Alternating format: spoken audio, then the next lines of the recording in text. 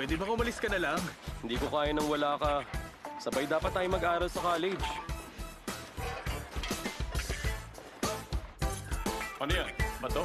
Pakilagay na lang doon. Okay po.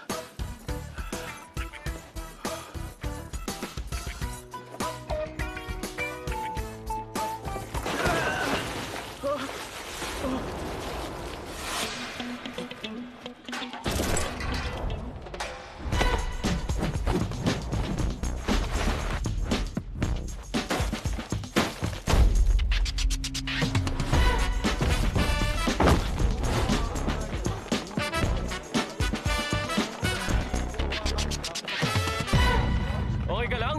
Pwede bang umalis ka na lang? Mas madali kung tutulungan kita. Kahit bilisan mo, walang kota dito kaya hindi ka rin makakauwi. Basta sabay tayo mag-aaral at papasok sa college. Ay, naku.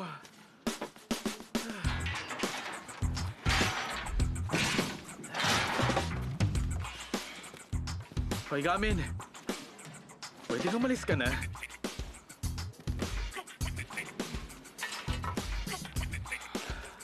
Ihinto na ako sa pag-aaral.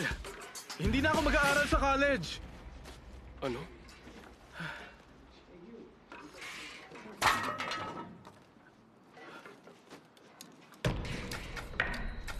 Bakit?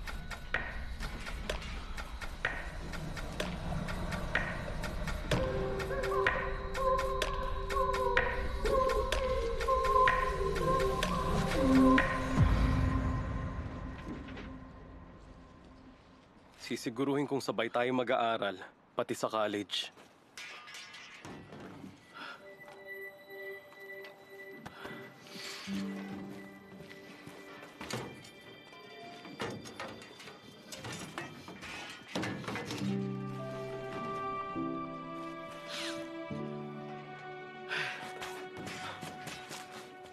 Ngumiti ka? Oo, payag na ako. Seryoso? Talaga ba? Oo na nga, ang kulit mo ah. Teka lang. Tara na.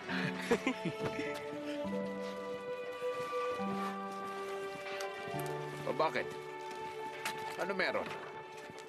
Akala ko umalis na kayo eh. Bakit bumalik kayo? Saan kayo pupunta? Hindi pa tapos ang trabaho ah. Excuse me po, sir.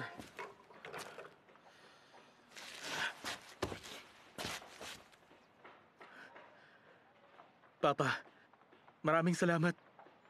Dahil pinalaki mo ako ng maayos. Ngayon ko lang nalaman na hindi madali itong trabaho na ginagawa mo. Pero gusto ko po talagang makapagtapos.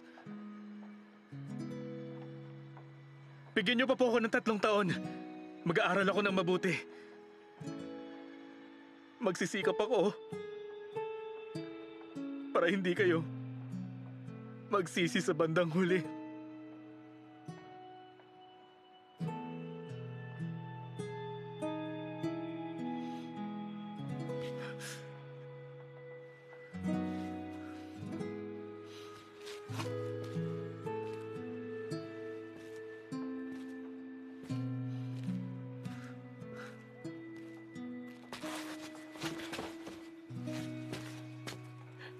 Hintayin niyo lang po, Mr. Kim. Si Seon. Makakapagpatayo rin po ng ganitong building.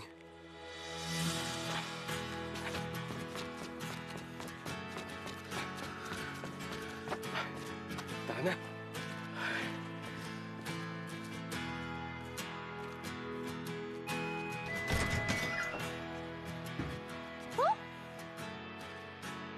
Oh. Hello po.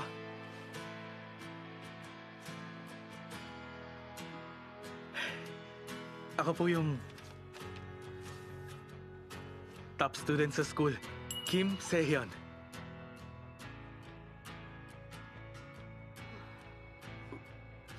Opo. Totoo po. Top student siya. Tumaas po yung grades ni Hiwon dahil sa ginawa ng study group namin. Hindi po totoo na mga bullies po kami sa school. Sa totoo lang, sa sobrang pag-aalala namin, nagbabalak na sana kaming i-transfer Hindi po.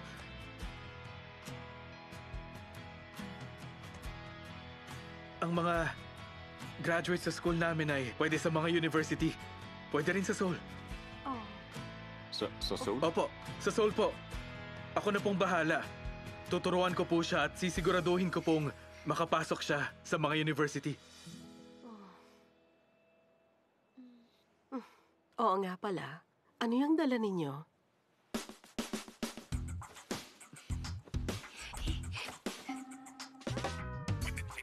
Oh. Ang turo po kasi sa akin magdala ng pasalubong pag bumibisita. Pero, bakit naman puro blueberries? Kasi po ang blueberries, nagbibigay sustansya para sa ikabubuti ng utak natin. Para sa utak? Opo. Magaling, mukhang pinag-aralan mo talaga to. Sana may kaibigan ako na sasamahan akong makipag-blind date sa university.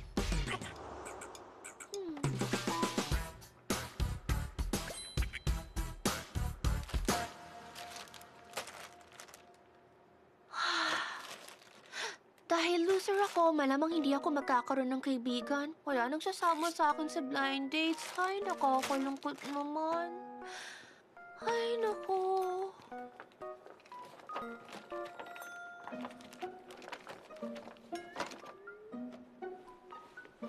Kung magbo-boyfriend tayo at magkasama sa gala, malamang masaya yun. Malamang magkaiba tayo ng type. Sa'yo yung mga pogi, akin yung macho. Hindi ako mag-aaral at magbo-boyfriend. Bakit hindi? Anong problema mo? Sige. Kunwari nasa university na ako at may blind date. Paano kayo papakilalang sarili ko? Mahirap lang ako at galing sa ampunan. Tapos may kambal na kapatid ako sa kulungan. Nahihirapan akong asikasuhin siya. Gusto mong sumama para bumisita? Ganun ba?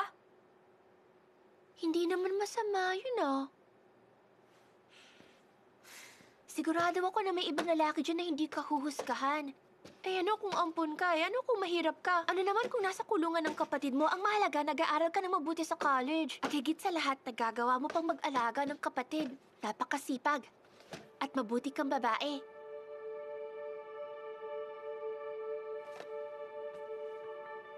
Basta kung pakakasalan mo siya, yung bouquet, akong sasalo!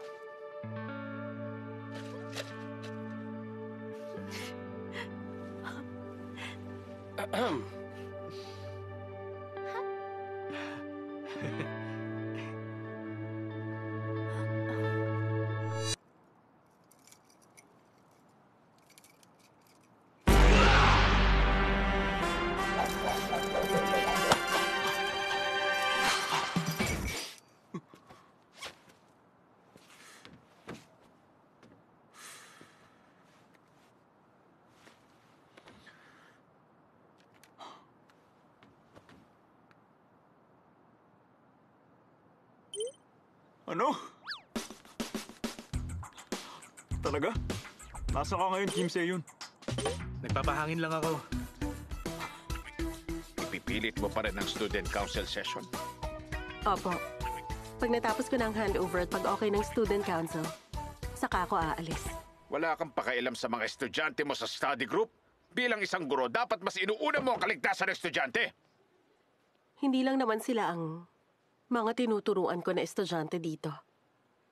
Nangako akong ipaglalaban ko mga estudyante ko para kalabanin ng grupo ni Pianol.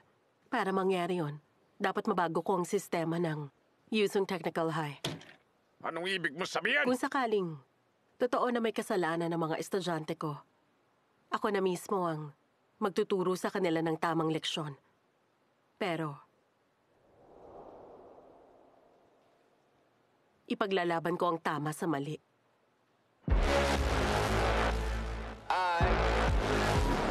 This is my word. I have a question. What about this boy? Guess who's back